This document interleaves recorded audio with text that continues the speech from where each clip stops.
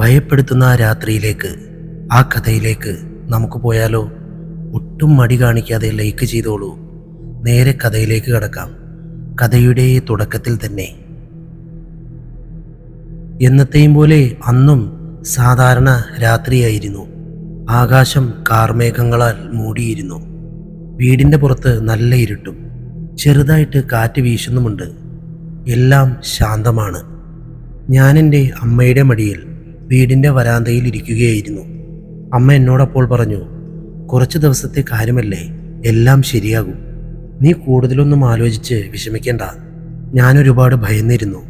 എൻ്റെ അച്ഛൻ്റെ ജോലി പോയതുകൊണ്ടല്ല. ഞാൻ ഭയന്നത് ഈ വീട്ടിൽ എന്തോ ഉണ്ട്, എനിക്ക് മാത്രം കാണാൻ സാധിക്കുന്ന എന്തോ ഒന്ന്. ഇനി മുന്നോട്ട് എന്താകുമെന്ന് എനിക്കറിയില്ലായിരുന്നു. ഞങ്ങളിപ്പോൾ നിൽക്കുന്ന ഈ വീട് ഒരു സാധാരണ വീടല്ല. എന്തോ ഉണ്ട്. അതിനറിയാം ഞങ്ങളിവിടെ താമസിക്കാമെന്ന കാര്യം. ഞാൻ ഒരുപാട് പ്രേത സിനിമകളെല്ലാം കണ്ടിട്ടുണ്ട്. പക്ഷേ സിനിമകളേക്കാൾ ഭയപ്പെടുത്തിയ കാര്യങ്ങളാണ് സംഭവിച്ചത്. ഇതിൻ്റെ എല്ലാം തുടക്കം അന്നായിരുന്നു. ഒരു ദിവസം പെട്ടെന്ന് അച്ഛനെ ജോലിയിൽ നിന്നും പിരിച്ചുവിട്ടു. അതുകൊണ്ട് തന്നെ കമ്പനി തന്ന വീട് ഞങ്ങൾക്ക് ഒഴിഞ്ഞു കൊടുക്കേണ്ടി വന്നു. വീടൊഴിഞ്ഞതും അച്ഛൻ എവിടെ നിന്നാണെന്നറിയില്ല, പെട്ടെന്ന് തന്നെ ഒരു വീട് റെഡിയാക്കി. അമ്മ പറയുന്നുണ്ടായിരുന്നു ഗ്രാമത്തിലുള്ള അവരുടെ വീട്ടിലേക്ക് കൊണ്ടാക്കാൻ. പക്ഷേ അച്ഛൻ്റെ ജോലിയിൽ നിന്നും പിരിച്ചുവിട്ടത് എന്തോ ഒരു കേസിൻ്റെ ഭാഗമായതുകൊണ്ട് തന്നെ പട്ടണം വിട്ട് പുറത്തേക്ക് പോകരുതെന്ന് പ്രത്യേകം പോലീസുകാർ നിർദ്ദേശം നൽകിയിരുന്നു. വേറെ മാർഗമില്ലാത്തതുകൊണ്ട് അച്ഛൻ്റെ ഒരു കൂട്ടുകാരൻ്റെ വീട്ടിലേക്കാണ് ഞങ്ങളെ കൊണ്ടാക്കിയത്. അച്ഛൻ്റെ ആ കൂട്ടുകാരൻ കുറേ നാളുകളായി മറ്റൊരു രാജ്യത്താണ് താമസം. കൂട്ടുകാരൻ്റെ വീടാണെങ്കിൽ ഒരുപാട് വർഷങ്ങളായി പൂട്ടിക്കിടക്കുകയായിരുന്നു. അച്ഛനെന്ന് പറഞ്ഞത് വർഷത്തിൽ 1-2 തവണയാണ് അദ്ദേഹം ഇവിടെ വരാറുള്ളൂ. അതുകൊണ്ട് വീട് പെട്ടെന്ന് ഒഴിഞ്ഞു കൊടുക്കേണ്ട കാര്യം ഓർത്തിട്ട് വിഷമിക്കേണ്ട കാര്യമില്ല. അമ്മയ്ക്കും ആ വീട്ടിലേക്ക് മാറാൻ അതുകൊണ്ട് തന്നെ സമ്മതമായിരുന്നു. ഞങ്ങൾ ആ വീട്ടിലേക്ക് എത്തിയപ്പോൾ ഏകദേശം വൈകുന്നേരമായിരുന്നു. അമ്മയ്ക്ക് എന്തോ ഒരു ടെൻഷൻ ഉണ്ടായിരുന്നു. എന്താണെന്നറിയില്ല, എന്നിൽ നിന്നും മറയ്ക്കാൻ എന്തോ ശ്രമിക്കുന്ന പോലെ. ഞാൻ വീട്ടിലേക്ക് കാലെടുത്ത് വെച്ചതും വീടകത്ത് നിന്നും നന്നായി നോക്കുകയായിരുന്നു. അപ്പോഴാണ് ഞാൻ ബേസ്മെന്റിലേക്കുള്ള ഒരു വാതിൽ അടയുന്നതായിട്ട് കാണുന്നത്. ചെറുതായിട്ടാണ് അടഞ്ഞത്. ആരും അകത്ത് നിന്നും മെല്ലെ വാതിൽ അടച്ച പോലെ. അപ്പോൾ തന്നെ ഞാൻ എൻ്റെ അച്ഛനോട് ചോദിച്ചു, ഇവിടെ വേറെ ആരെങ്കിലും താമസമുണ്ടോ? അത് കേട്ടപ്പോൾ അച്ഛൻ ചിരിച്ചുകൊണ്ട് പറഞ്ഞു, എന്താ പറയുന്നത്, നിന്റെ മുന്നിൽ വെച്ചല്ലേ വാതിലിൽ ചാവിയിട്ട് പൂട്ട് തുറന്ന് കയറി വന്നത്. ഈ വീടിൻ്റെ അവസ്ഥ കണ്ടിട്ട് നിനക്ക് തോന്നുന്നുണ്ടോ ഇവിടെ വേറെ ആരെങ്കിലും താമസമുണ്ടെന്ന്? ഞാൻ വീട് മുഴുവനും നന്നായി ശ്രദ്ധിച്ചു. ഫർണിച്ചറെല്ലാം തുണി കൊണ്ട് മൂടിയിരിക്കുന്നു. ജനലും അതുപോലെ കട്ടിയുള്ള തുണികൾ കൊണ്ട് മൂടിയിരിക്കുന്നു. അച്ഛനെന്തോ അർജന്റ് ഉണ്ടായിരുന്നു. അതുകൊണ്ട് കുറച്ച് അത്യാവശ്യ കാര്യങ്ങൾ പറഞ്ഞു തന്നുകൊണ്ട് അച്ഛൻ ഞങ്ങളെ ആ വീട്ടിലാക്കി അവിടെ നിന്ന് ഉടനെ തന്നെ പോയി. തിരിച്ചു എപ്പോൾ വരുമെന്ന് അച്ഛന് പോലും അറിവില്ലായിരുന്നു. രാത്രി ആയിക്കൊണ്ടിരുന്നപ്പോഴേക്കും കിച്ചൺ അത്യാവശ്യം അമ്മ ക്ലീനാക്കി വെച്ചിരുന്നു. ടാങ്കിലുണ്ടായിരുന്ന പഴയ വെള്ളം ഒഴിവാക്കി നല്ല വെള്ളം നിറച്ചു. കുറച്ച് ദിവസം നല്ല രീതിയിൽ താമസിക്കാനുള്ള എല്ലാ കാര്യങ്ങളും അമ്മ ചെയ്തു വെച്ചു. അമ്മ ഇതെല്ലാം ചെയ്തുകൊണ്ടിരുന്നപ്പോൾ ഞാൻ അവിടെ ഉണ്ടായിരുന്ന ഒരു പഴയ TV പൊടിയെല്ലാം തട്ടി ഓണാക്കിയിരുന്നു. ടിവിയുടെ മുമ്പിലുണ്ടായിരുന്ന സോഫയിലിരുന്ന് TV കണ്ടുകൊണ്ടിരിക്കുമ്പോൾ പെട്ടെന്ന് ഒരു ശബ്ദം ഞാൻ കേട്ടു. ആരും അതിശക്തമായി എന്തോ നിലത്തിടിക്കുന്ന ശബ്ദം. ആ ശബ്ദം കേട്ടപ്പോൾ തന്നെ ഞാൻ കിച്ചണിലേക്ക് നോക്കി അമ്മയോട് വിളിച്ചു പറഞ്ഞു, അമ്മേ, എന്തെങ്കിലും താഴെ വീണോ? അമ്മ അവിടെ നിന്ന് തന്നെ എനിക്ക് മറുപടി തന്നു, ഇല്ലല്ലോ, എന്താ? ചിലപ്പോൾ പുറത്താരെങ്കിലും വന്നിട്ടുണ്ടാവും. അത് കേട്ടത് ഞാൻ തലതിരിച്ച് പുറത്തെ വാതിലിൻ്റെ അങ്ങോട്ട് നോക്കി. പക്ഷെ അവിടെ നിന്ന് ഒരു അനക്കമോ ഒരു ശബ്ദമോ പിന്നീട് എനിക്ക് കേൾക്കാൻ പറ്റിയില്ല. ഞാൻ വാതിലിലേക്ക് അങ്ങനെ ശ്രദ്ധിച്ച് ഇങ്ങനെ ചിന്തിച്ചു കൊണ്ടിരിക്കുമ്പോൾ പെട്ടെന്ന് എൻ്റെ പുറകിൽ നിന്നും ആ പഴയ പോലത്തെ ശബ്ദം വീണ്ടും കേട്ടു. ഇപ്രാവശ്യം ഞാൻ ശരിക്കും ഭയന്നു പോയി. അടുക്കളയുടെ ചേർന്ന ഒരു മുറിയുണ്ട്. ഞാൻ ആ ഭാഗത്തേക്ക് നോക്കി. ആ മുറിയുടെ അടുത്ത് കുറച്ച് കാലി സ്ഥലവുമുണ്ട്. അവിടെയാണ് ആ ബേസ്മെന്റിലെ വാതിലുള്ളത്. എൻ്റെ കണ്ണുകൾ അറിയാതെ തന്നെ ആ ബേസ്മെന്റിന്റെ വാതിലിലേക്ക് പോയി. എനിക്കപ്പോൾ ഉറപ്പായി ആ ശബ്ദം അവിടെ നിന്നുമാണ് വന്നത്. അടുക്കളയിലുണ്ടായിരുന്ന ബൾബിന്റെ ചെറിയൊരു വെട്ടം ആ ഭാഗത്ത് പതിക്കുന്നുണ്ടായിരുന്നു. എന്നാലും അത് അത്ര കൂടുതലൊന്നുമല്ല, വ്യക്തമായി കാണാൻ കഴിയില്ല. ഒരു ഭാഗത്ത് നിന്നും ടിവിയിൽ നിന്നുള്ള ശബ്ദം കേൾക്കാം. എൻ്റെ ശ്രദ്ധയാണെങ്കിലോ ആ ബേസ്മെന്റിന്റെ വാതിലിലേക്കും. അപ്പോഴാണ് എനിക്ക് അവിടുന്ന് ഒരു കരകര പോലത്തെ ശബ്ദം കേൾക്കാൻ തുടങ്ങിയത്. ഞാൻ വീണ്ടും ശ്രദ്ധയോടുകൂടി അവിടേക്ക് നോക്കി. ഇപ്പോൾ ആ വാതിൽ ചെറുതായി അനങ്ങുന്നുണ്ട്. ആരും അകത്തു നിന്നും മെല്ലെ തുറക്കാൻ ശ്രമിക്കുന്ന പോലെ. അങ്ങനെ നോക്കി നിൽക്കെ ആ വാതിൽ പതിയെ തുറക്കാൻ തുടങ്ങി.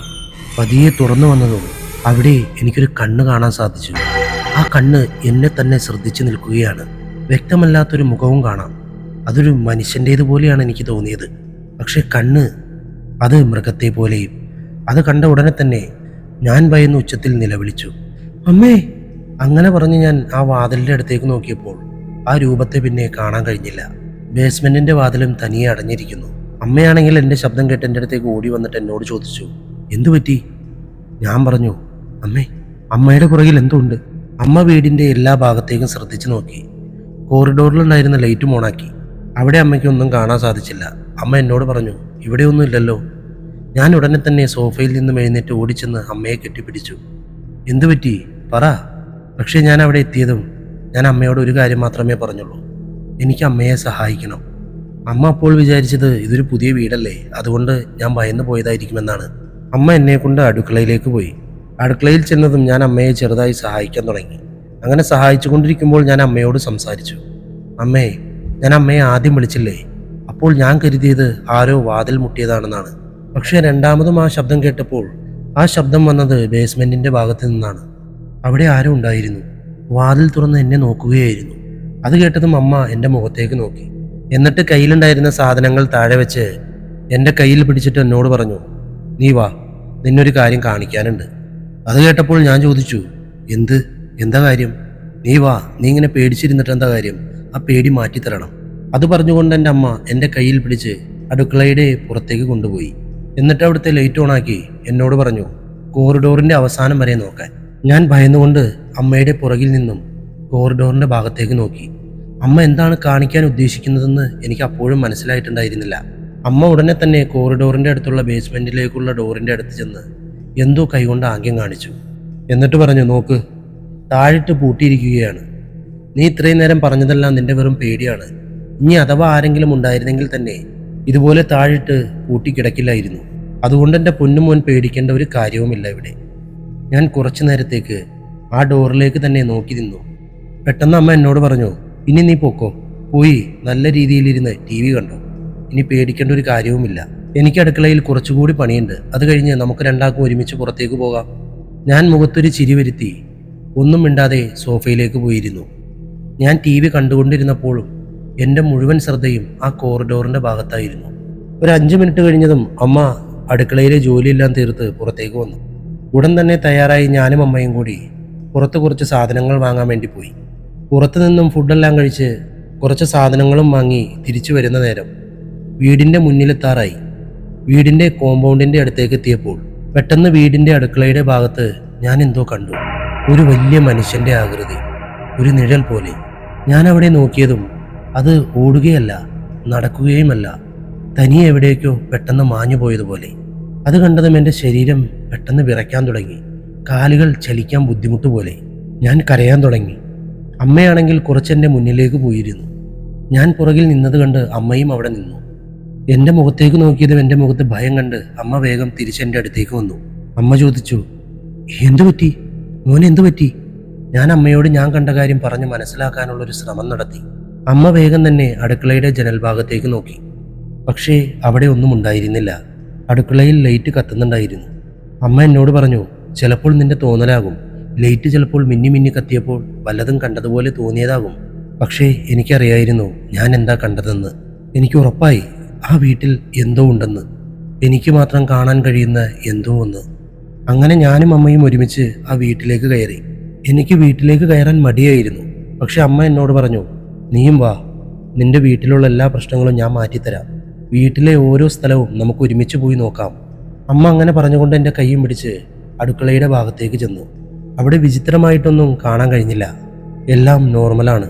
അമ്മ ഉടൻ തന്നെ എവിടെ നിന്നോ ഒരു താക്കോലെടുത്തു.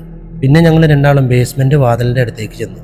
അമ്മ ബേസ്മെന്റിൽ താക്കോലിട്ട് ആ വാതിൽ മെല്ലെ തുറന്നു. ഞാനാണെങ്കിൽ ശരിക്കും ഭയന്നിരുന്നു. അമ്മ എന്തായി ചെയ്യുന്നേ? അമ്മയാണെങ്കിൽ വാതിലിൽ താക്കോലിട്ട് തിരിച്ചുകൊണ്ട് പറഞ്ഞു, ഒന്നുമില്ല, നിന്റെ പേടി മാറ്റാനാണ്. അമ്മേ, എനിക്ക് വരണ്ട, വാതിൽ തുറക്കണ്ട പ്ലീസ്, ഞാൻ ഭയന്നുകൊണ്ട് പറഞ്ഞു. പക്ഷെ എന്തുകൊണ്ടോ ആ താഴ് ഒരുപാട് പഴകിയതായതുകൊണ്ട് എത്ര താക്കോലിട്ട് തിരിച്ചിട്ടും അത് തുറക്കുന്നുണ്ടായിരുന്നില്ല. അമ്മ ആ താഴിൽ ഒന്ന് ഇളക്കിക്കൊണ്ട് പറഞ്ഞു, ചിലപ്പോൾ ഇത് നമുക്ക് അടിച്ചു പൊളിക്കേണ്ടി വരും. അത് കേട്ടപ്പോൾ ഞാൻ അമ്മയോട് പറഞ്ഞു, അമ്മ വേണ്ട, നാളെ അച്ഛൻ വന്നിട്ട് നമുക്ക് എന്തെങ്കിലും ചെയ്യാം പ്ലീസ്. അത് കേട്ടപ്പോൾ അമ്മ ചിരിച്ചുകൊണ്ട് എന്നോട് പറഞ്ഞു, ശരിയാണ്, ഈ രാത്രിയിൽ ഇത്രയും ശബ്ദമുണ്ടാക്കി ഇത് പൊളിക്കുന്നത് അത്ര നല്ല കാര്യമല്ല. നീ പറഞ്ഞ പോലെ നാളെ അച്ഛൻ വന്നിട്ട് നമുക്ക് നോക്കാം. അമ്മ ചാവി അതിൽ നിന്നും വലിച്ചൂരാൻ നോക്കി. പക്ഷേ തിരിച്ചു വരുന്നില്ല. താഴിലെവിടെയോ കുടുങ്ങി നിൽക്കുന്നു. അമ്മ താക്കോൽ അവിടെ ഉപേക്ഷിച്ച് എന്നെയും കൊണ്ട് റൂമിലേക്ക് പോയി. ഞങ്ങൾ രണ്ടുപേരും പുറത്തു നിന്നും ഫുഡ് കഴിച്ച് വന്നതുകൊണ്ട് കൂടുതലൊന്നും ചെയ്യാനുണ്ടായിരുന്നില്ല. മുറിയിൽ കയറി കിടക്കാൻ നേരം അമ്മ ജനൽ തുറന്നിട്ടു, നല്ല കാറ്റ് കിട്ടാൻ വേണ്ടി. അങ്ങനെ ഞങ്ങൾ രണ്ടാളും കൂടി ആ മുറിയിൽ കിടന്നുറങ്ങി. നല്ല നിശബ്ദതയാണ്.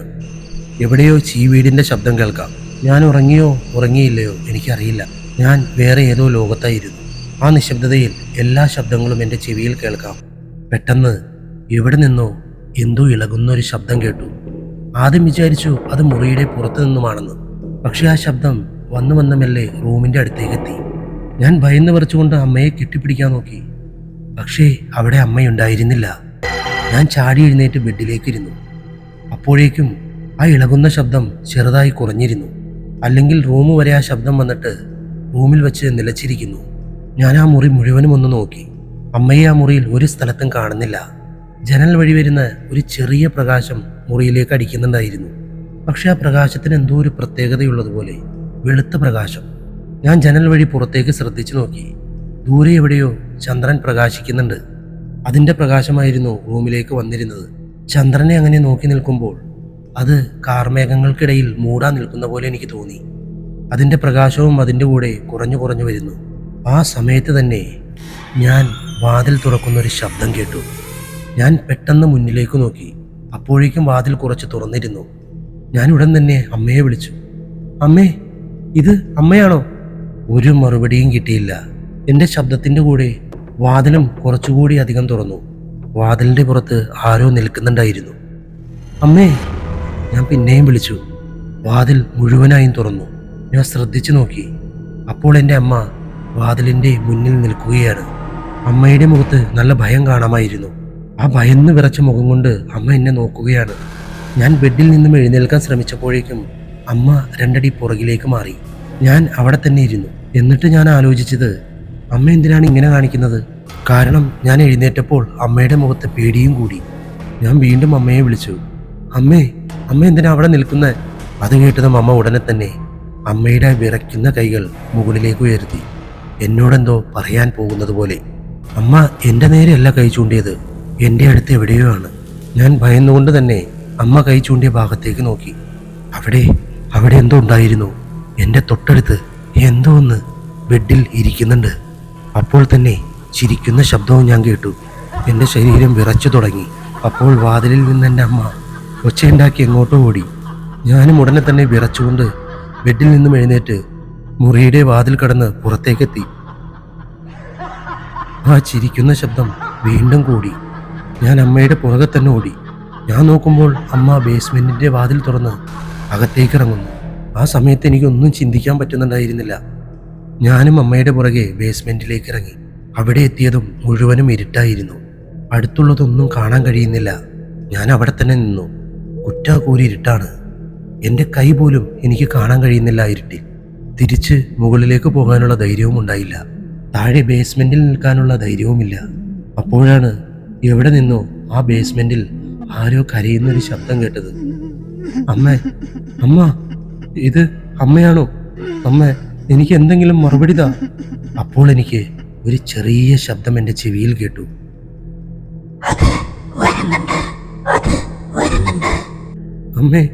അമ്മ, എനിക്ക് പേടിയാവുന്നു. അമ്മ എന്നെ ഇങ്ങനെ പേടിപ്പിക്കില്ലേ. മുകളിലെ കോറിഡോറിലെ ആ ചെറിയ പ്രകാശം ബേസ്മെന്റിലേക്ക് ഇറങ്ങുന്ന 3-4 സ്റ്റെപ്പ് വരെ ഉണ്ടായിരുന്നു. ബാക്കി എല്ലാ സ്ഥലത്തും കുറ്റാക്കൂരി ഇരുട്ടായിരുന്നു.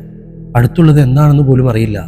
എവിടെ പോകണം, എവിടെ ഒളിക്കണം, എന്തു ചെയ്യണം ഒന്നും അറിയില്ല. അപ്പോൾ എൻ്റെ മനസ്സിലേക്ക് വന്നത്, ഈ സമയത്ത് മുകളിലേക്ക് പോകുന്നത് തന്നെയായിരിക്കും നല്ലതെന്നാണ്. ഞാനതും വിചാരിച്ച് സ്റ്റെപ്പ് കയറാൻ വേണ്ടി തുടങ്ങിയതും വീണ്ടും ആ ഇരുട്ടിൽ നിന്നും ഒരു ശബ്ദം കേട്ടു. അത് നിന്റെ അമ്മയല്ല, ഇവിടെ നിൽക്കും മോനെ, അത് നിന്റെ അമ്മയല്ല. അത് കേട്ടതും എൻ്റെ ശരീരം മുഴുവനും തണുത്തുറച്ചുപോയി. ഞാൻ നോക്കുമ്പോൾ 2 കാലുകൾ ബേസ്മെന്റിന്റെ മുകളിലത്തെ സ്റ്റെപ്പിൽ നിൽക്കുന്നു. പിന്നെയും ആ ചിരി.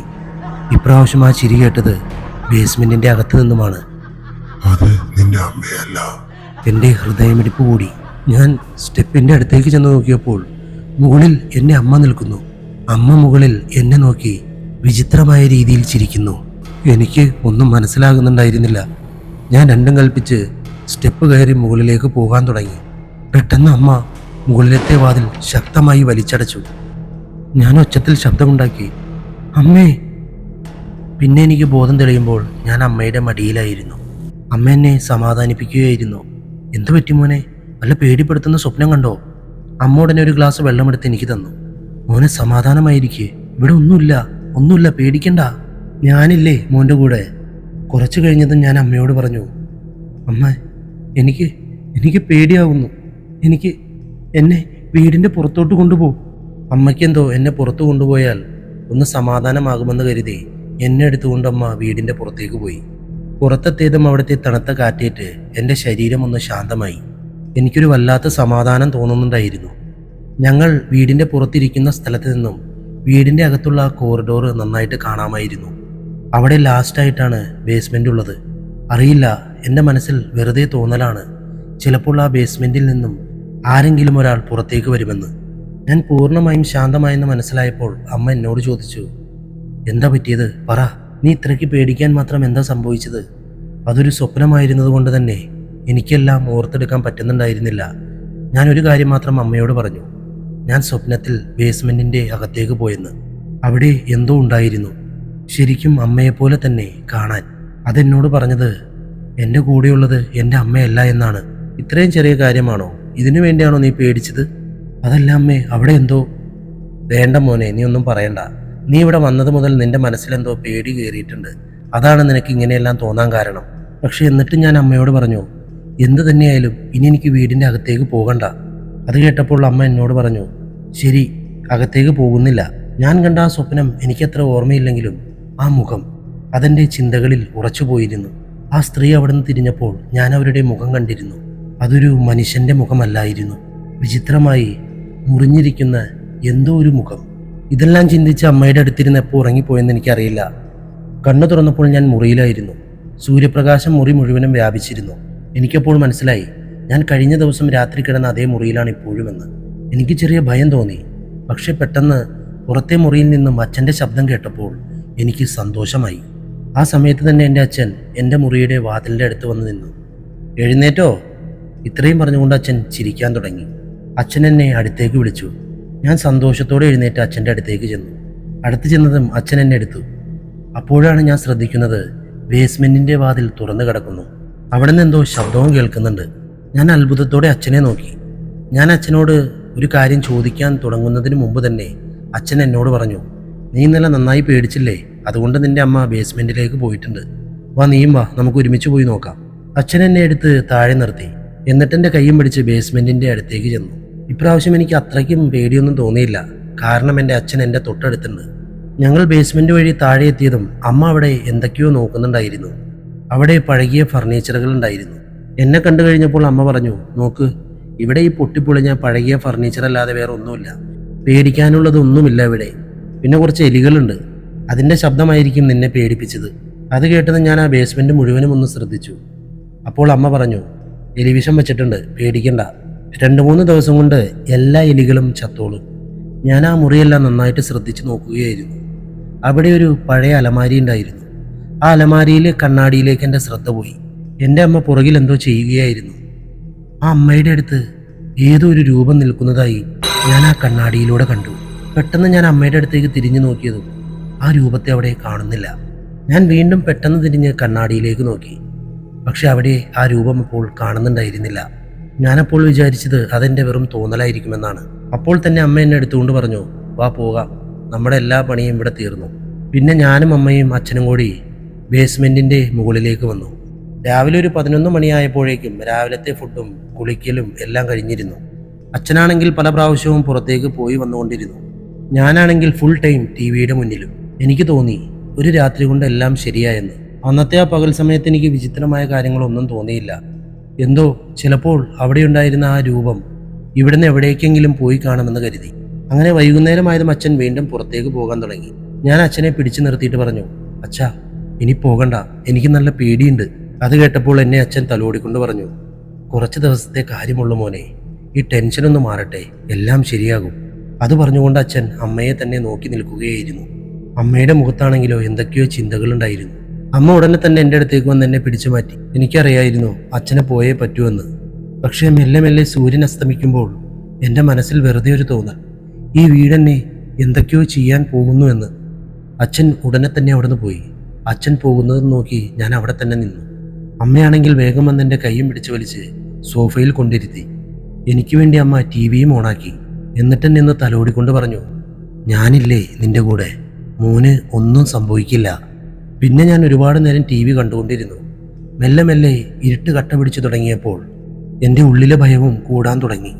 അമ്മ അടുക്കളയിൽ ഫുഡുണ്ടാക്കിക്കൊണ്ടിരിക്കുകയായിരുന്നു. അടുക്കളയിൽ നിന്നും ഒരുപാട് സമയമായി എന്തൊക്കെയോ ശബ്ദങ്ങൾ കേൾക്കുന്നുണ്ടായിരുന്നു. ഒരുപാട് നേരമായ ശബ്ദം. ഫുഡാണെങ്കിൽ ഉണ്ടാക്കി കഴിഞ്ഞിട്ടുമില്ല. എനിക്കാണെങ്കിൽ വിശപ്പും കൂടി. അതുകൊണ്ട് തന്നെ ഞാൻ അമ്മയോട് വിളിച്ചു ചോദിച്ചു, അമ്മേ, എനിക്ക് നല്ല വിശക്കുന്നുണ്ട്. അത് കേട്ടതും അമ്മ പറഞ്ഞു, കുറച്ചു നേരം കൂടി മോനെ. അമ്മ അങ്ങനെ എനിക്ക് മറുപടി തന്നതും ആ ബേസ്മെൻറ്റിൻ്റെ ഡോറിൻ്റെ ഭാഗത്ത് നിന്നും എന്തോ ഒരു ശബ്ദം കേൾക്കാൻ തുടങ്ങി. അതെ, ആ ശബ്ദം തന്നെ, ഇന്നലെ ഞാൻ കേട്ട അതേ ശബ്ദം. എൻ്റെ ശ്രദ്ധ മുഴുവനും അവിടേക്ക് പോയി. അവിടെ എന്തോ ഉണ്ടായിരുന്നു, ഒരു രൂപം. അതിൻ്റെ കൈകൊണ്ട് ആ വാതിൽ മെല്ലെ തുറക്കുന്നു. അത് കണ്ടതും എൻ്റെ ശരീരം വെട്ടിവിയർത്തു. വാതിൽ കുറച്ചുകൂടി തുറന്നു. അപ്പോൾ എനിക്ക് 2 കണ്ണുകൾ കാണാൻ സാധിച്ചു. ആ 2 കണ്ണുകളും വീടിൻ്റെ പല ഭാഗത്തേക്ക് നോക്കിക്കൊണ്ടിരിക്കുന്നു. ഞാൻ ഭയന്ന് വിറച്ചുകൊണ്ട് അമ്മയെ വിളിച്ചു, അമ്മേ, അമ്മേ. അമ്മ വിചാരിച്ചത് ഞാൻ ഫുഡിന് വേണ്ടി വിളിക്കുന്നതാണെന്നാണ്. അമ്മ അടുക്കളയിൽ നിന്നും എന്നോട് ഒരു കാര്യം മാത്രമേ പറഞ്ഞുള്ളൂ, മോനെ, ഒരു 10-15 മിനിറ്റ്. അപ്പോഴേക്കും ആ ബേസ്മെൻറ്റിൻ്റെ മുന്നിലുണ്ടായിരുന്ന ആ സ്ത്രീ രൂപം അവരുടെ ചൂണ്ടുവിരൽ കൊണ്ട് ചുണ്ടിൽ വെച്ച് എന്നോട് ശബ്ദമുണ്ടാക്കരുതെന്ന് ആംഗ്യം കാണിച്ചു. അത് കണ്ട് എൻ്റെ കാല് മുതൽ തല വരെ വിറയ്ക്കാൻ തുടങ്ങി. കാരണം അതെൻ്റെ അമ്മയുടെ രൂപമായിരുന്നു. പേടിച്ചു വിറച്ച് എന്നോട് മിണ്ടരുതെന്ന് ആംഗ്യം കാണിക്കുന്നു. ഞാനൊരു തവണ അടുക്കളയുടെ ഭാഗത്തേക്ക് നോക്കി. അവിടെ നേരത്തെ പോലെ തന്നെ ഫുഡുണ്ടാക്കുന്ന എന്തൊക്കെയോ ശബ്ദങ്ങൾ കേൾക്കുന്നുണ്ട്. ആ സ്ത്രീ രൂപത്തിലേക്ക് നോക്കിയപ്പോൾ അവരെന്നെ ഒന്നും മിണ്ടാതെ അവരുടെ അടുത്തേക്ക് ചെല്ലാൻ വേണ്ടി വിളിക്കുന്നു. ഇതൊക്കെ കണ്ടിട്ട് എനിക്കൊന്നും മനസ്സിലാകുന്നുണ്ടായിരുന്നില്ല. എന്താ സംഭവിക്കുന്നത്? ഞാൻ അവിടെ നിന്ന് എഴുന്നേറ്റ് അടുക്കളയുടെ അടുത്തേക്ക് ചെന്നു. ഞാൻ അവിടെ നോക്കുമ്പോൾ അവിടെയും എൻ്റെ അമ്മ നിൽക്കുന്നു. ഏതാണ് സത്യം, ഏതാണ് നുണ, ഇത് മനസ്സിലാക്കാനുള്ളൊരു പ്രായമായിരുന്നില്ല എനിക്കന്ന്. പക്ഷെ അതെല്ലാം കണ്ട് ഞാൻ നന്നായി ഭയന്നു പോയിരുന്നു. അടുക്കളയിലുണ്ടായിരുന്ന അമ്മ എന്നെ കണ്ട് എന്നോട് പറഞ്ഞു, മോനെ, കുറച്ചു നേരം കൂടി നീ പോയി ടി വി കണ്ടോളൂ. എന്നാൽ ബേസ്മെൻറ്റിൻ്റെ അടുത്തോ പേടിച്ചു വിറച്ച് ഭയന്നിരിക്കുന്ന ഒരു അമ്മയുടെ മുഖമായിരുന്നു അവിടെ. എൻ്റെ മുഖഭാവം കണ്ടതുകൊണ്ടാണെന്നറിയില്ല, അടുക്കളയിലുണ്ടായിരുന്ന അമ്മയ്ക്ക് എന്നെ കണ്ടപ്പോൾ എന്തോ പന്തികേട് തോന്നി. ഉടൻ തന്നെ അമ്മ എന്നോട് ചോദിച്ചു, എന്തു പറ്റി? ഞാൻ ഒന്നുമില്ല എന്ന അർത്ഥത്തിൽ തലയാട്ടി. ഉടൻ തന്നെ അമ്മ അടുക്കളയിൽ നിന്നും പുറത്തേക്ക് വന്നു. അമ്മ അടുക്കളയുടെ പുറത്തേക്ക് വന്നതും പെട്ടെന്ന് ബേസ്മെൻറ്റിൻ്റെ വാതിലടഞ്ഞു. അമ്മ പുറത്തേക്ക് വന്ന് ബേസ്മെൻറ്റിൻ്റെ വാതിലിലേക്ക് നോക്കിയിട്ട് എന്നോട് ചോദിച്ചു, എന്താ, നീ പിന്നെയും എന്തെങ്കിലും കണ്ടോ? ഞാൻ ഭയന്നുകൊണ്ട് തന്നെ ഇപ്രാവശ്യം അതേന്ന് തലയാട്ടി. അമ്മയുടെ കയ്യിലാണെങ്കിൽ അപ്പോൾ ഒരു കത്തി ഉണ്ടായിരുന്നു. ദേഷ്യം പിടിച്ച് നേരെ ബേസ്മെൻറ്റിൻ്റെ അടുത്തേക്ക് പോയി. പോകുമ്പോൾ ഒരു പ്രാവശ്യം തിരിഞ്ഞു നോക്കി എന്നോട് പറഞ്ഞു, നീ ഇവിടെ നിൽക്ക്, ഞാൻ നോക്കട്ടെ ആരാണ് നിന്നെ പേടിപ്പിക്കാൻ വരുന്നതെന്ന്. അമ്മ അതും പറഞ്ഞുകൊണ്ട് ബേസ്മെൻറ്റിൻ്റെ വാതിൽ തുറന്ന് ആ ഇരുട്ടിലെ സ്റ്റെപ്പിലേക്ക് ഇറങ്ങിപ്പോയി. ഇറങ്ങി കുറച്ച് കഴിഞ്ഞതും ആരോ പേടിച്ച് വേദന കൊണ്ട് കരയുന്നൊരു ശബ്ദം ഞാൻ കേട്ടു. ഇടയിലാണെങ്കിലോ എലികളുടെ ശബ്ദവും കേൾക്കാം. എനിക്കപ്പോൾ തോന്നിയത് വീട്ടിൽ നിന്നും എവിടേക്കെങ്കിലും ഓടിപ്പോകാനാണ്. പക്ഷേ അമ്മയുടെ കാര്യം അതെന്താകും? ഞാൻ ഇതെല്ലാം ചിന്തിച്ചുകൊണ്ടിരിക്കുമ്പോൾ പെട്ടെന്ന് എൻ്റെ അമ്മ കത്തികൊണ്ട് ബേസ്മെൻറ്റിൽ നിന്നും മുകളിലേക്ക് കയറി വന്നു. പക്ഷെ ഇപ്രാവശ്യം ആ കത്തിയിൽ നിറച്ചും ചോരയായിരുന്നു. അത് കണ്ടതും ഞാൻ ആകെ ഭയന്നുപോയി. പെട്ടെന്ന് അമ്മ അടുത്ത കയ്യിലെ എലിയെ എനിക്ക് കാണിച്ചു തന്നു. എന്നിട്ട് എന്നോട് പറഞ്ഞു, ഇതല്ലേ നിന്നെ പേടിപ്പിച്ചത്? ആ എലിയെ ഞാൻ നോക്കുമ്പോൾ അതിൻ്റെ ശരീരത്തിൽ നിന്നും രക്തമൊലിക്കുന്നുണ്ടായിരുന്നു. ആ എലിയെയും പിടിച്ചുകൊണ്ട് അമ്മ നേരെ അടുക്കളയിലേക്ക് പോയി. അപ്പോഴാണ് എൻ്റെ ശ്രദ്ധയും അടുക്കളയിലേക്ക് ചെന്നത്. ഞാൻ നോക്കുമ്പോൾ ഇത്രയും നേരം അവിടെ എന്തോ കട്ട് ചെയ്യുന്ന ശബ്ദം കേട്ടിരുന്നു. പക്ഷെ അവിടെ പച്ചക്കറികളൊന്നും അരിഞ്ഞതായിട്ട് എനിക്ക് കാണാൻ കഴിഞ്ഞില്ല. അല്ലെങ്കിൽ ഒരു പാത്രം കഴുകിയതായിട്ട് പോലും എനിക്ക് കാണാൻ കഴിഞ്ഞില്ല. ആ സമയത്ത് തന്നെ എൻ്റെ മനസ്സിൽ എനിക്കൊരു തോന്നലുണ്ടായി, ഇപ്പോൾ ഈ വീട്ടിലുള്ളത് അതെൻ്റെ അമ്മയല്ല. എൻ്റെ അമ്മ ചിലപ്പോൾ ആ ബേസ്മെൻറ്റിലായിരിക്കും. ആ സമയത്ത് എൻ്റെ മനസ്സിൽ ഒരു ചിന്തയും കൂടി വന്നു, ഈ സ്ത്രീ എങ്ങാനും എൻ്റെ അമ്മയെ എന്തെങ്കിലും ചെയ്തു കാണുമോ? ഭയവും സങ്കടവും കാരണം എൻ്റെ കണ്ണ് നിറഞ്ഞൊഴുകാൻ തുടങ്ങി. ഇനി എന്തു ചെയ്യും? അച്ഛൻ്റെ ഫോൺ നമ്പർ എൻ്റെ കയ്യിലില്ല. ഇവിടെയാണെങ്കിൽ ആരെയും പരിചയമില്ല. അപ്പോഴേക്കും എൻ്റെ അമ്മയുടെ രൂപമുള്ള ആ സ്ത്രീ എൻ്റെ കരച്ചിൽ കണ്ട് എൻ്റെ അടുത്തേക്ക് വന്നു നിന്നു. എൻ്റെ തലയിൽ മെല്ലെ തലോടിക്കൊണ്ട് എന്നോട് ചോദിച്ചു, എന്തു പറ്റി മോനെ? നീ എന്താ പേടിച്ചു പോയോ? എന്നോട് ക്ഷമിക്ക്, ഞാൻ നിന്നെ പേടിപ്പിക്കാൻ വേണ്ടി നോക്കിയതല്ല. അത് പറഞ്ഞ് വളരെ സ്നേഹത്തോടെ അവരെന്നെ കെട്ടിപ്പിടിച്ചു. ആ സമയത്ത് എൻ്റെ ചിന്തകൾ മാറാൻ തുടങ്ങി. ചിലപ്പോൾ ഇത് തന്നെയായിരിക്കുമോ എൻ്റെ അമ്മ? അവർ പിന്നെയും എന്നോട് ചോദിച്ചു, നിനക്കവിടെ പേടി തോന്നുന്നുണ്ടോ? വാ, പുറത്തേക്ക് പോകാം. അത് പറഞ്ഞുകൊണ്ട് അവരെന്നെ എടുത്തുകൊണ്ട് വരാന്തയിലേക്ക് പോയി. എന്നിട്ട് ഞങ്ങൾ രണ്ടുപേരും അവിടെ ഇരിക്കാൻ തുടങ്ങി. ഇന്നലെ രാത്രി എങ്ങനെയാണോ ഇരുന്നത് അതുപോലെ തന്നെ. അവരെന്നെ സ്നേഹത്തോടെ തലോടാൻ തുടങ്ങി. എന്നെ അവർ സ്നേഹത്തോടെ തലോടിക്കൊണ്ട് എന്നോട് പറഞ്ഞു, കുറച്ച് ദിവസത്തെ കാര്യമുള്ളൂ മോനെ, എല്ലാം ശരിയാകും. നീ കൂടുതൽ അനാവശ്യ കാര്യങ്ങളൊന്നും ചിന്തിക്കണ്ട, എല്ലാം ശരിയാകും. വീടിൻ്റെ വാതിലാണെങ്കിൽ തുറന്നു കിടക്കുന്നുണ്ടായിരുന്നു. ഇപ്പോഴും എനിക്ക് അടുക്കളയുടെ ഭാഗത്തുള്ള ആ കോറിഡോറിൻ്റെ ഭാഗത്തുള്ള ബേസ്മെൻറ്റിലേക്കുള്ള ഡോർ കാണാമായിരുന്നു. ഞാൻ പൂർണ്ണമായി നന്നായി ഭയന്നിരുന്ന സമയമായിരുന്നു. എന്നിട്ടും എൻ്റെ കണ്ണുകൾ ആ ബേസ്മെൻറ്റിൻ്റെ വാതിലിൻ്റെ ഭാഗത്തായിരുന്നു. പെട്ടെന്ന് അങ്ങനെ നോക്കിക്കൊണ്ടിരിക്കുമ്പോൾ ആ ബേസ്മെൻറ്റിൻ്റെ വാതിൽ വീണ്ടും മെല്ലെ തുറന്നു വരാൻ തുടങ്ങി. പക്ഷെ ഇപ്രാവശ്യം ഞാൻ അമ്മയോട് അതിനെക്കുറിച്ചൊന്നും പറഞ്ഞില്ല. അമ്മയുടെ ശ്രദ്ധ വേറെ ഭാഗത്തേക്കായിരുന്നു. അതുകൊണ്ട് അവർക്ക് അതൊന്നും കാണാൻ കഴിഞ്ഞിരുന്നില്ല. വാതിൽ പിന്നെയും കുറച്ചുകൂടി തുറന്നു. അപ്പോൾ അതിൽ നിന്നും ഒരു മുഖം പുറത്തേക്ക് വന്നു. ഇപ്രാവശ്യം ആ മുഖത്ത് മുഴുവനും ചോര ഒലിച്ചിരുന്നു. മുഖത്ത് പല സ്ഥലത്തും മുറിഞ്ഞ പാടുണ്ട്. തലമുടിയിലും ചോര പൊടിഞ്ഞിരിക്കുന്നു. പക്ഷേ എനിക്ക് കാണാമായിരുന്നു, അതും എൻ്റെ അമ്മ തന്നെയായിരുന്നു. ശരിക്കും എൻ്റെ അമ്മയുടെ അതേ രൂപം. അവർ പഴയ പോലെ തന്നെ ചൂണ്ടുവിരൽ ചുണ്ടിൽ വെച്ച് എന്നോട് പറഞ്ഞു, മിണ്ടരുതെന്ന്. എന്നിട്ട് എൻ്റെ അടുത്തിരിക്കുന്ന സ്ത്രീയുടെ നേരെ വിരൽ ചൂണ്ടി തലയാട്ടി. എനിക്ക് മനസ്സിലായി എന്താണ് ഉദ്ദേശിച്ചതെന്ന്. അത് എൻ്റെ അമ്മയല്ല എന്ന അർത്ഥത്തിലാണ് അവർ തലയാട്ടിയത്. ഞാനപ്പോൾ ആ ബേസ്മെൻറ്റിൻ്റെ അടുത്തുള്ള രൂപത്തിലേക്ക് നോക്കുകയായിരുന്നു. ആ മുഖത്ത് ഭയമുണ്ടായിരുന്നു, പേടിയുണ്ടായിരുന്നു, വേദനയുണ്ടായിരുന്നു. അതൊക്കെ കണ്ട് എൻ്റെ തൊണ്ട വറ്റി വരണ്ടു. ആ സമയത്ത് എൻ്റെ തൊട്ടടുത്തിരുന്ന എൻ്റെ അമ്മയുടെ രൂപം എൻ്റെ ചെവിയുടെ അടുത്ത് വന്നിട്ട് മെല്ലെ പറഞ്ഞു, അവൾ അതല്ലേ പറയുന്നത്, ഞാൻ നിന്റെ അമ്മയല്ല എന്ന്. അവരുടെ ആ ശബ്ദത്തിലുള്ള സംസാരം കേട്ട് ഞാൻ വിറച്ചുപോയി. ഇവരെങ്ങനെ അത് കണ്ടു? അവൾ പിന്നെയും തന്റെ മുകളിലേക്ക് വന്നോ? അത്രയും പറഞ്ഞുകൊണ്ട് അവർ മുഖം മുകളിലേക്ക് ഉയർത്തി. അവരുടെ വായിൽ നിന്നും എന്തൊക്കെയോ ശബ്ദങ്ങൾ പുറത്തേക്ക് വരുന്നു. എനിക്ക് അവരുടെ മടിയിൽ നിന്നും എഴുന്നേൽക്കാൻ പറ്റുന്നുണ്ടായിരുന്നില്ല. കാരണം അവർ അവരുടെ രണ്ട് കൈകൊണ്ടും എന്നെ ശക്തമായി പിടിച്ചിരുത്തിയിരുന്നു. പെട്ടെന്ന് അവർ ദേഷ്യത്തിൽ ചാടി എഴുന്നേറ്റു. ഞാനാണെങ്കിൽ അവരുടെ മടിയിൽ നിന്നും താഴേക്ക് വീണു. എന്നിട്ട് അവരെൻ്റെ കയ്യിൽ പിടിച്ച് ശക്തമായി വലിച്ച് അകത്തേക്ക് കൊണ്ടുപോകാൻ ശ്രമിച്ചു. അവർ നല്ല ദേഷ്യത്തിലായിരുന്നു. അവരുടെ സ്വഭാവമെല്ലാം ഒരുപാട് മാറിയിരിക്കുന്നു. എന്താണെന്നറിയില്ല, വീട്ടിലെ ലൈറ്റെല്ലാം മിന്നിക്കത്താൻ തുടങ്ങി. പ്രകാശം നന്നായി കുറഞ്ഞു. അവരെന്നെ പിടിച്ചു വലിച്ചുകൊണ്ട് ബേസ്മെൻറ്റിൻ്റെ അടുത്തേക്ക് കൊണ്ടുപോയി. ആ ബേസ്മെൻറ്റിൻ്റെ അകത്തുണ്ടായിരുന്ന ആ സ്ത്രീ ഒരുപാട് കരയുകയും ഒച്ചയുണ്ടാക്കുകയും ചെയ്യുന്നു. വീടിൻ്റെ ജനലും വാതിലുമെല്ലാം താനെ അടഞ്ഞു. എൻ്റെ ശരീരം മുഴുവനും അത് ശക്തമായി വിറയ്ക്കാൻ തുടങ്ങി. ഹൃദയമിടിപ്പിൻ്റെ വേഗത കൂടി. പക്ഷേ ഞാൻ നോക്കി നിൽക്കെ തന്നെ അവരെന്നെ പിടിച്ചു വലിച്ച് ബേസ്മെൻറ്റിൻ്റെ അകത്തേക്ക് പോയി. അകത്തെത്തിയതും അവരെന്നെ നോക്കി എന്തോ ഒരു ശബ്ദമുണ്ടാക്കി. അകത്താണെങ്കിൽ കുറ്റാകൂരിരുട്ട്. ആ ഇരുട്ടിൽ അവർ എന്നെ എടുത്ത് വാതിലിൻ്റെ ഭാഗത്തേക്ക് അതിശക്തമായി എറിഞ്ഞു. വാതിലിൽ ചെന്നിടിച്ചതും എൻ്റെ വയറ് വല്ലാതെ വേദനിക്കാൻ തുടങ്ങി. അപ്പോഴേക്കും എൻ്റെ അമ്മ എങ്ങനെയോ കഷ്ടപ്പെട്ട് വലിഞ്ഞ് എൻ്റെ അടുത്തേക്ക് വന്നു. അമ്മ എന്നെ അടുത്ത് മടിയിലേക്ക് ഇരുത്തി. ഇതായിരുന്നു എൻ്റെ യഥാർത്ഥ അമ്മ. അമ്മയുടെ ശരീരം മുഴുവനും ചോരയൊലിച്ചിരുന്നു. അപ്പോൾ തന്നെ ആ ബേസ്മെൻറ്റിൻ്റെ അകത്ത് ഒരു വലിയ നിലവിളിക്കുന്ന ശബ്ദം കേട്ടു. ആ രൂപം പിന്നെയും എന്നെ ഉപദ്രവിച്ചു. ഒരു കസാര എടുത്ത് ഞങ്ങളുടെ നേരെ എറിഞ്ഞു. അമ്മ എന്നെ പൊതിഞ്ഞു വച്ചു. ആ സമയത്ത് തന്നെ ആ സ്ത്രീ രൂപം നല്ല ദേഷ്യത്തോടെ ഞങ്ങളുടെ അടുത്തേക്ക് പാഞ്ഞു വന്നു. എന്നിട്ട് ഞങ്ങളുടെ മുന്നിൽ ഇരുന്നിട്ട് ആ സ്ത്രീ രൂപം പറഞ്ഞു, നീ എന്ത് കരുതി? നീ ഇവനെ രക്ഷിക്കുമെന്നോ? അത് പറഞ്ഞുകൊണ്ട് ആ സ്ത്രീ അമ്മയുടെ മടിയിൽ നിന്നും എന്നെ പിടിച്ചു വലിച്ച് പുറകിലേക്ക് എറിഞ്ഞു. ഇപ്രാവശ്യം എൻ്റെ തലയിൽ വന്ന് എന്തോ ഇടിച്ചു. എന്തോ ഒരു സാധനമുണ്ടായിരുന്നു, എന്താണെന്നറിയില്ല. ഞാൻ പിന്നെ അനങ്ങാൻ കഴിയാതെ അവിടെ കിടന്നു. എനിക്കെൻ്റെ കൈയും കാലും അനക്കാൻ പറ്റുന്നുണ്ടായിരുന്നില്ല. ആ സമയത്ത് തന്നെ ആരോ ബേസ്മെൻറ്റിൻ്റെ വാതിലിൻ്റെ മുന്നിൽ വന്ന് നിന്നു. ആ സ്ത്രീ രൂപം അമ്മയെ ഉപദ്രവിക്കാൻ പോകുന്ന സമയത്താണ് ഏതോ ഒരാൾ ബേസ്മെൻറ്റിൻ്റെ സ്റ്റെപ്പ് ഇറങ്ങി താഴേക്ക് വരുന്നത് കണ്ടത്. അയാൾ കുറച്ചുകൂടി താഴേക്കിറങ്ങി. അപ്പോൾ ആ സ്ത്രീ അയാളെ ദേഷ്യത്തോടെ നോക്കുകയായിരുന്നു. ആ സ്ത്രീ എന്തെങ്കിലും ചെയ്യുന്നതിന് മുമ്പ് അയാളുടെ കയ്യിലുണ്ടായിരുന്ന എന്തോ ഒരു വെള്ളം ആ ഭയാനകമായ പിശാചിൻ്റെ ദേഹത്തേക്ക് കുടഞ്ഞു.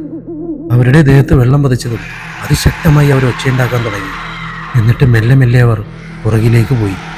ആ രൂപം പുറകിലേക്ക് പോയതും എൻ്റെ അച്ഛൻ അതിവേഗം അവിടേക്ക് ഓടി വന്നു. മറ്റേയാളാണെങ്കിലോ ആ പുറകിലേക്ക് പോയ ആ സ്ത്രീരൂപത്തിൻ്റെ അടുത്തേക്ക് ചെന്ന് അവരുടെ 2 കൈകളും പിടിച്ചു. അവരുടെ ആ ചീഞ്ഞളഞ്ഞ കൈ, അത് ഞാൻ ശരിക്കും കണ്ടു.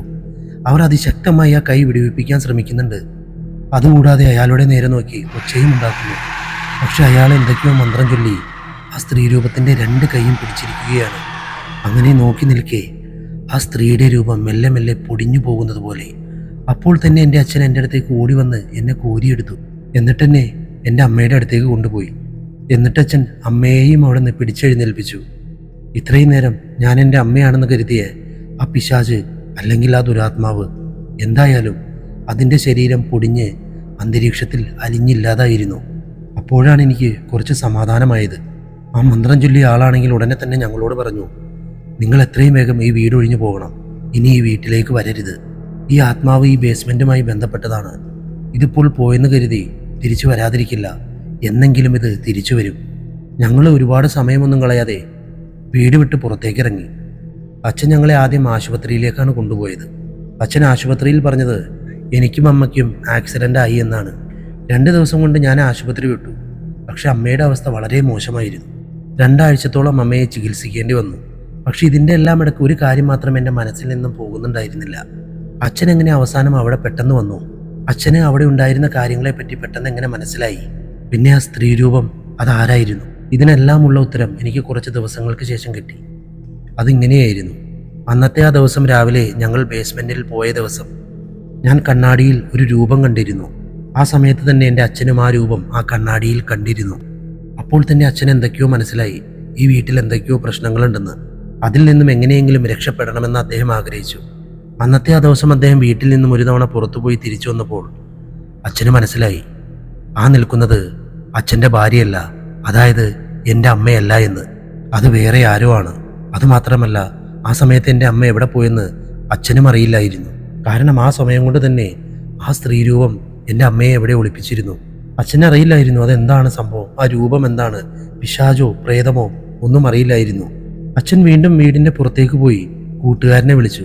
അപ്പോഴാണ് എല്ലാ കാര്യങ്ങളും കറക്റ്റായി മനസ്സിലായത്. കുറച്ച് വർഷങ്ങൾക്ക് മുന്നേ ആ കൂട്ടുകാരനൊരു ഭാര്യ ഉണ്ടായിരുന്നു. ചെറിയ രീതിയിൽ മാനസിക പ്രശ്നങ്ങളുണ്ട്. അതുകൂടാതെ ദേഷ്യവും കൂടുതലായിരുന്നു. ചെറിയ ചെറിയ കാര്യങ്ങൾക്ക് വരെ പെട്ടെന്ന് ദേഷ്യം വരും അവർക്ക്. കല്യാണം കഴിഞ്ഞ് 1-2 വർഷം എല്ലാം നല്ല രീതിയിലായിരുന്നു. അതിനിടയിൽ ഒരു കുട്ടിയും ഉണ്ടായി. വർഷങ്ങൾ കഴിയുന്തോറും പ്രശ്നങ്ങൾ ഒരുപാട് കൂടാനും തുടങ്ങി.